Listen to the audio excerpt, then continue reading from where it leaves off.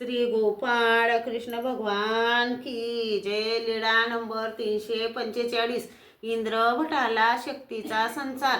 इंद्रभटाने सर्वज्ञांना उपहारासाठी विनंती केली। सर्वज्ञांनी विनंती स्वीकारली। सर्वज्ञ शिवालयाकडे फिरायला गेले तेथे सर्वज्ञांना भागवंतांनी स्तुतीपूर्वक 2 गीत ऐकविले। त्याला सर्वज्ञांनी इंद्रभटाकरवी 2 दाम देवविले आणि इंद्रभटाला शक्तीचा संचार केला। नंतर सर्वज्ञ मुक्कामाच्या ठिकाणी गेले। महदायसाने सर्वज्ञांना विचारले, जीजी इंद्रभट कुठे गेलेत? सर्वज्ञांनी म्हटले, इंद्रभटाला इंद्रियाद्वारे शक्तीचा संचार केला, तेने करून त्याचे पाय लुळे झाले आहेत, त्यामुळे ते तेथेच आहेत। म्हणून सर्वज्ञांनी श्रीकराचा अनुकार करून दाखविले। मग महदायसाने विचारले, जीजी तरी मी त्याला आणायला जाऊ?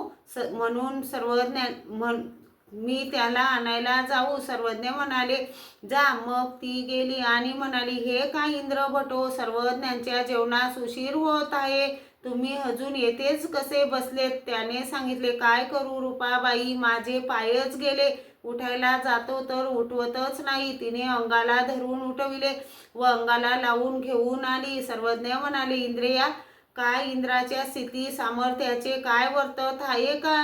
त्याने हो म्हटले आणि दंडोते घातली, श्रीचरणा लागले। मग सर्वज्ञांना पूजा वसर धूपारती मंगळारती केली। सर्वज्ञांच्या पंक्तीत भक्तजनांची जेवणे झाली। श्री गोपाळ कृष्ण भगवान की जय।